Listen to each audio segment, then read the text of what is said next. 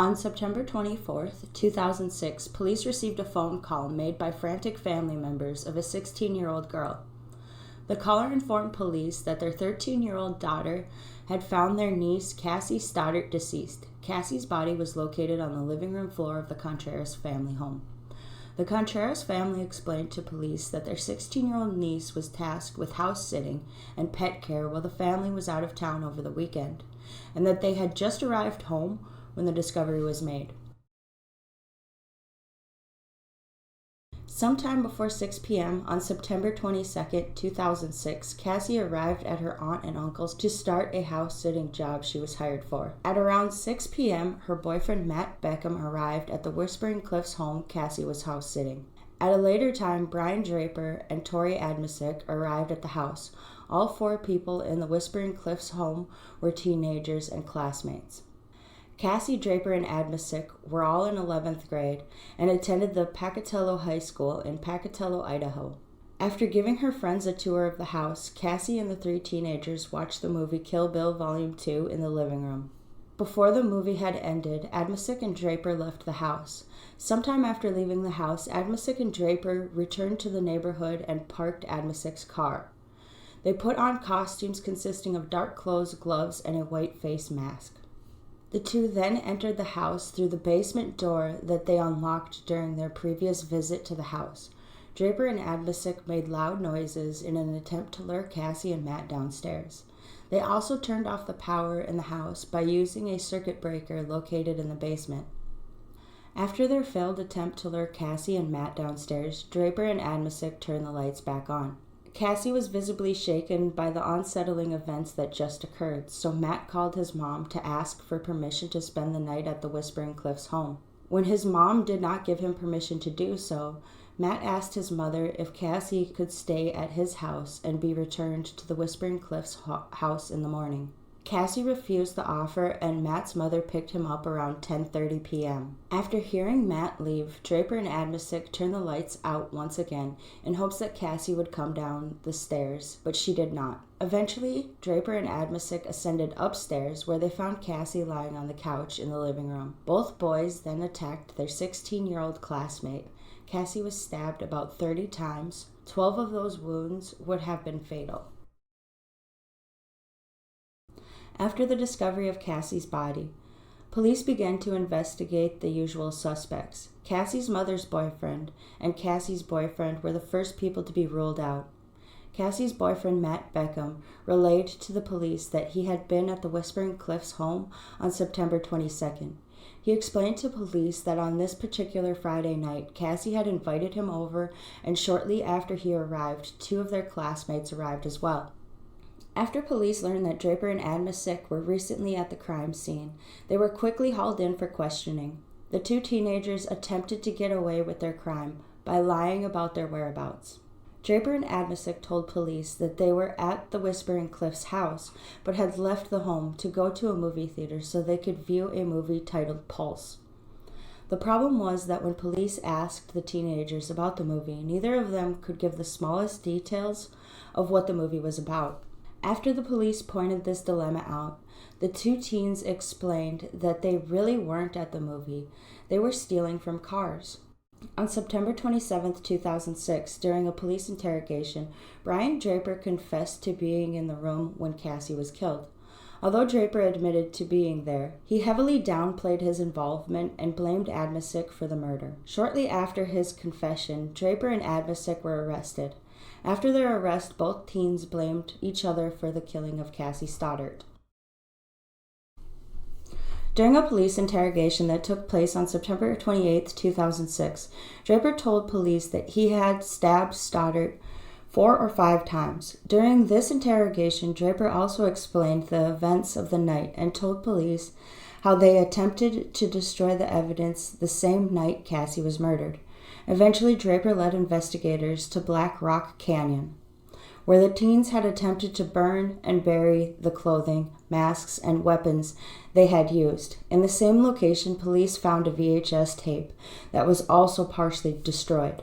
After the restoration of the damaged video was complete, it became clear to investigators that not only were both boys heavily involved in the murder of Cassie, but they had been planning it for some time. The video also captures Draper and Adamcik's reactions, emotions, and thought processes before and almost right after the crime had taken place. Here in his car, the time is 9:50, September 22nd, 2006. Unfortunately, we have the grueling task of killing our two friends, and they are right in a house just down the street. We just talked to them. We were there for an hour. But We checked out the whole house. We know there's lots of doors. There's lots of places to hide. I locked the back doors, so it's all locked. Now we just gotta wait. And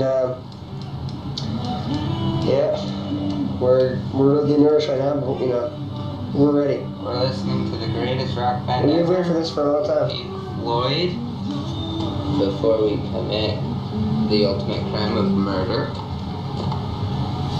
We've waited for this for a long time. A long time. We'll stay tuned. Just killed Cassie. We just left her house. This is not a fucking joke. I stabbed her in the throat and I saw her lifeless body just disappear. Dude, I just killed Cassie. Oh, fuck. That felt like fucking real. I mean, it went by so fast. Shut the fuck up. We gotta get our act straight. It's okay. Okay, let's buy movie tickets now.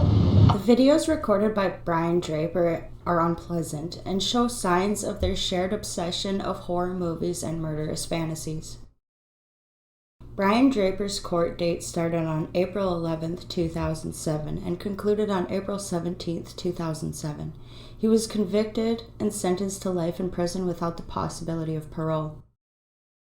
Torey Adamcik's court date started on May 31, 2007 and concluded on June 8, 2007. He was also convicted and sentenced to life imprisonment without parole.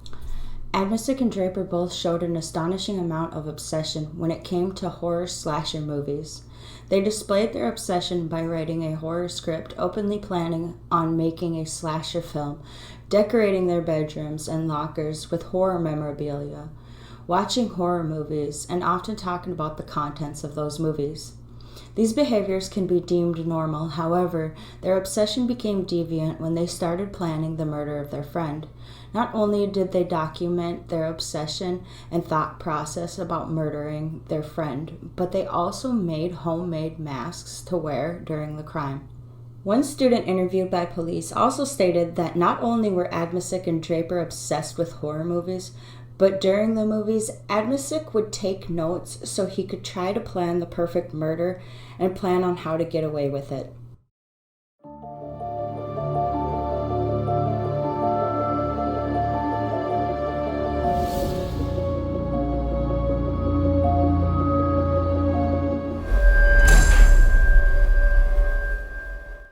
In part 1, I explained that most Scream copycat killers are young individuals who are oftentimes accompanied by an accomplice. This case, however, is an outlier. The subject of today's case is 24-year-old Thierry Jaradin, who was a lorry driver in Belgium at the time of the incident. On November 9th, Thierry Jaradin made a call to one of his colleagues and then to his father. The nature of the calls was to confess to a murder that he had just finished committing. It's not clear who called the police, but when police officers arrived at the home where the suspected crime took place, they were met by Thierry Jaradin, who was all too eager to confess his crimes once again. Jaradin explained to police that he invited his 15-year-old friend over to his house so they could exchange videotapes and talk for a while. His friend Alison Cambier lived a few doors down in the same neighborhood. Jaradin told police that after Alison had arrived, he had made advances towards her. After she rejected his advances, Jaradin left Alison alone in the room. He explained that after he left Alison alone, he entered another room that had a Scream costume complete with a mask ready for his use. After putting on the costume, Jaradin, with a kitchen knife in hand, had went back into the room where Allison had been. Jaradin explains to police that he put his hand over Allison's mouth to muffle her screams. He then stabbed her at least 30 times, which resulted in severe damage to the left side of Allison's body. He then placed her lifeless body on his bed.